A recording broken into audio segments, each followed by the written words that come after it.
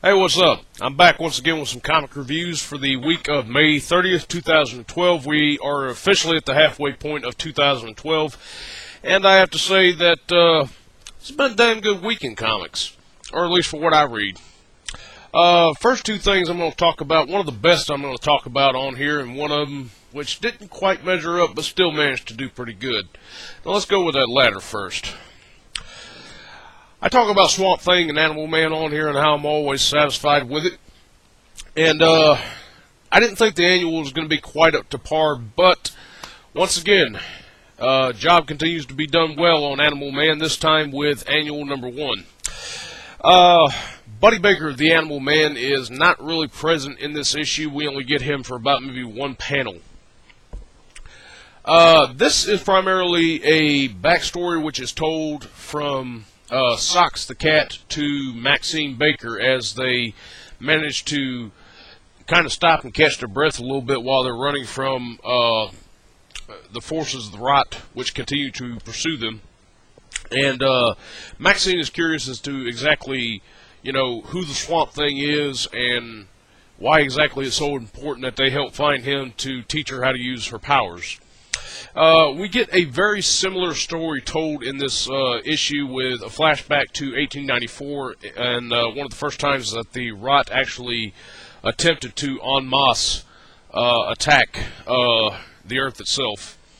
There's a lot of history which is told in this issue. Alright, picking a specific point of history, but you have a lot more of what the history between the rot, the green, and the red is, and how we're reminded that the rot is not necessarily a force of evil. It just happens to want a little bit too much right now and happens to step outside the boundaries of the balance in the way that life is set up. It's a stellar issue. We have an Animal Man, an avatar of the red, back in the 1890s named Jacob Mullen, who first comes into his powers as soon as the rot attacks. He's actually pursued by the two hunters who were pursuing Buddy Baker back in the first 6 issues of Animal Man. And we have that time's version of the Swamp Thing, who kind of rushes in there to help him and actually teaches him, what the war is and, how best to use his powers after suffering some terrible losses when the rot comes through for the first time. It's a spectacular issue. I've come to expect nothing less than the best from these guys, and they deliver it and so much more with each issue. This issue is also the perfect jumping on point if you have not read either series and are curious about the crossover. It's good. And a lot of fuck-ups that happen in the New 52 from DC with the Justice League and the inconsistencies between a lot of titles. Animal Man and Swamp Thing by Jeff Lemire and Scott Snyder has been written consistently with continuity, and they know that they were going into a crossover as soon as they conceptualized this. This sets up for it and continues to reflect it so well. There are no continuity errors here. There are nothing bad. The art in here is sick. It's grotesque to look at. It'll make you sick to your stomach, and it's the perfect annual for this type of story and gearing up for the crossover that they are going for. It is excellent, and I'm 100% satisfied with it. And then we get to this. Scott Snyder on the Batman Annual number 1 as we introduce Mr. Freeze into the New 52. This is a major tie-in to the Night of the Owls crossover, but the Owls aren't really the focal point of this. It is Victor Freeze himself. The Animal Man issue was good. Scott Snyder took this Batman Annual and totally fucked up Mr. Freeze, but in a good way. The Animal Man issue was great. This was terrific. I said that this is officially the halfway point of 2012, and I can already tell you that me and perhaps many others out there who are reading comics will pick this issue as one of the single best issues of this year. Mr. Freeze has always been a villain who has never really had a definitive backstory told to him, and each time that it's tried, it's failed. Paul Dini managed to capitalize by delivering an excellent, tragic, yet drivingly good backstory for Mr. Freeze in the Heart of Ice from the Batman series from the 90s. And unfortunately, nobody has been able to touch that then. we're kind of getting the same thing done in this issue, which, with slight spoiler, that Freeze is stopped from trying to save his cryogenic wife by Bruce Wayne himself, which is what earns him Freeze's enmity once he comes back from the accident which transforms him. The circumstances about his wife and the accident which transformed him are pretty much the same. But Snyder manages to step in there and, you know, just add that certain chill factor to it, with no pun intended, to really get deeper into the mind and the heart of Mr. Freeze exactly. The art, everything in this issue reflects Freeze's personality exactly. The tones of the blue throughout this issue kind of throw out an interesting background, and the way that the colors are presented off Batman's suit and the spectacles that Mr. Freeze wears are really well done, and it makes him stand out so much more. And I kind of sat there reading this issue, and I was like, okay, this is kind of the same thing that I've read before. But there are two major twists which come up in this issue, neither of which I will spoil. We think that Victor is doing this to save his wife, but actually Bruce Wayne went and researched it. And what we find out about Freeze adds a whole new degree of fucked up to his personality and his need to get vengeance on Bruce Wayne. And it's further explained more in a flashback scene of just how even more fucked up this guy was and how fucked up his childhood was in a flashback to his boyhood. You know, I said the art in this is sickening to your stomach with what you see. Alright, Snyder, you know, this creeped me out so much more than Animal Man did, though, because it was something with Freeze that I did not see coming. This is single-handedly one of the best issues I have read this year. You know, what I said with X-Force, Wolverine, and the X-Men, anything I have to say about the other issues for this week, this is single-handedly the best damn comic book that I have read this year, by far. It's $5 for this issue, but it's $5 well spent. Do not pass up on this issue.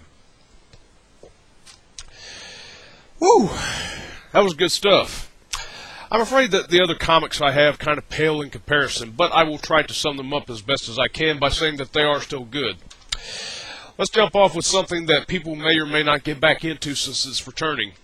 One of the New Earth 2 titles I picked up, which is Batman Incorporated #1. We're redoing the Batman Incorporated series by Grant Morrison with art this time by Chris Burnham. This issue is picking up with Dick Grayson, at least in this, is still, he's not Batman anymore. Apparently he's gone back to being Nightwing, and Bruce Wayne is back as Batman. Bruce and Damian are kind of on a rocky slope with each other as they are pursuing the forces of Leviathan. And in this instance, we're going after an assassin named Goat Boy, who has been dispatched to take out Damian Wayne on orders of his mother Talia al Ghul, which was the big reveal from the miniature graphic novel that was released a few months ago. This is a pretty funny issue. I mean, it's strange. It's a little bit out there. You don't entirely understand what's going on with it, but that's kind of expected if you're reading Grant Morrison. But this issue is good. It does have some very hilarious moments, especially when Damian tells Bruce that he wants to adopt a new bat pet in this issue, which is kind of funny. And very nice cliffhanger leaving off to the end. A lot of people either loved or hated the title. I liked it well enough to wanted to pick up reading it, and it's still pretty good to me. So if you're kind of curious as to what this is, give a whirl with this. You know, it's $3. It's not bad. Certainly not as good as this, but it's not bad. Swapping it over to Marvel now, X-Men Legacy number 267. Another Avengers vs. X-Men tie-in with Rogue and a lot of the teaching staff at the Jean Grey Institute of Learning, facing off with the C-list of Avengers, going up against Moon Knight, She-Hulk, and Iron Man. Well, Iron Man's an A-lister, and Falcon. The overall premise of the fight against this particular lineup of the Avengers is disappointing to me. This almost would be a disappointing issue to me, if not for the fact of the significance of what it portrays into the greater scope of the Avengers vs. X-Men event. Some people just can't leave well enough alone. You can try and stay neutral in a very intense situation, but it's not possible to do, and Rogue finds that out firsthand when she's left in charge of the kids. This issue does very well at her, yet other demonstrations of her utilizing her absorption powers to take on the abilities of others, and she uses them quite well. There are some particularly hilarious moments in here, most especially when Moon Knight goes and actually, and I'm going to spoil this, just throws himself at Rogue to let him absorb her, or to let her absorb his powers, and actually weaken her quite a bit by having to put up with all the personalities of his own mind, as well as all the others that she has absorbed into her at the time. The issue overall, you know, it's like I said, the contrivance of the fight itself is kind of dumb, but at the same time, it reflects the fact that you can't sit out of a major battle. If something is going on, you cannot remain neutral, and trouble sometimes will come to your doorstep, and you're going to have to find yourself getting involved in the larger picture. Terrific issue. Mr. Christoph Gage continues to do good work with this, and I'm satisfied with it. Pick this up. Finally, we have yet one of my other favorite books, which is coming out in the months besides Batman, Animal Thing, and Swamp Man. Wow, I totally fucked that up. Animal Man and Swamp Thing. Wolverine and the X-Men, Mr. Jason Aaron, has yet another tie-in to the Avengers versus the X-Men. It's the Red Hulk versus the Iceman. But that's not really the focal point of this issue, thankfully. This still manages to be enough of a tie-in to a major event, but we still get to focus in on those characters who we are familiar with and are not shafted just to focus in on a cheap tie-in to a major event. They still have enough screen time in this issue. While the matter of Iceman fighting the Red Hulk is going on, we have some crazy stuff going on with Kid Gladiator actually wanting to get off the planet. Warbird has taken him away, and she's on a course on orders of Kid Gladiator's father, the real Gladiator himself, who served Lilandra, actually wanting his son away from planet Earth as the Phoenix is heading towards it. And this issue is kind of going to show whether or not Kid Gladiator is actually happy to be out of a fight, or if he's, you know, going to follow his father's orders. I'm not going to spoil what happens. But then we also have a slight matter dealing with mostly Hope and Wolverine. Now, besides the backstabbing that he gave her in AVX 4 by betraying her, this gets deeper into Wolverine's head than what the main storybook actually did.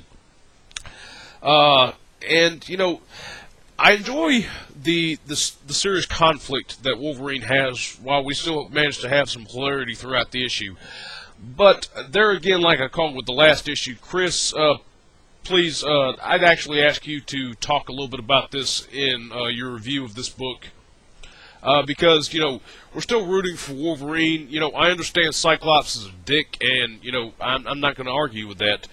But Wolverine, who's, you know, made this school after, you know, named it after the person, one of the people that he loved the most, and, you know, is setting up with helping kids who, among the students that he has, are a brood child, a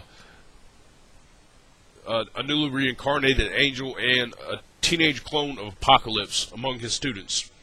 And he wants to go and kill a kid who just happens to look very much like the woman he named the Institute after and he fell in love with.